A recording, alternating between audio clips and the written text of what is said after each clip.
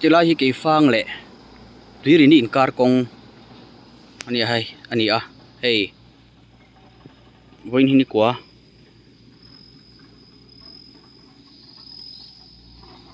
September sang ni samni pali ni a hei ti lai hi an kong sem khi tharua mai ta hen khu te ning walan rema sang lu tu ka ni khu ka juk chuk thangam che lawa a bon khom mai an sinang hei heta phe chon kong pui nen lam thap lam kong pui nen lam a khi chho vek mai a parap thak bele hei thar ni tat mai om thar a parap thak bele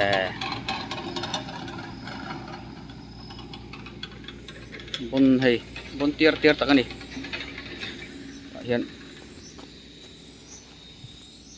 chet hu ki khalau de ka thlang lam pang hi hu atol thla treu mai pui tak chuan hei khivek ani ta hi ta kon khu kita chi lu tha varap thak bele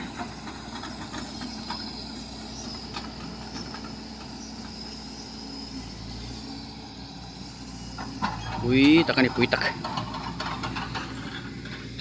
parapet zong hei khi thla veka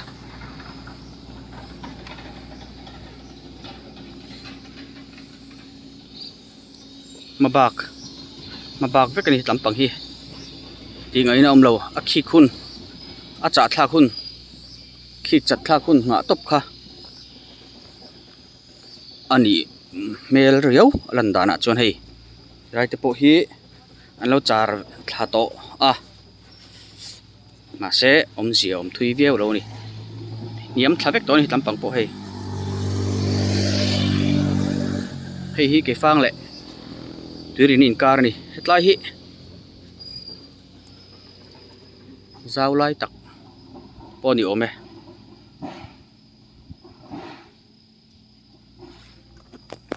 hek huam mai hi an kong siam hi enge moni chan ni don ni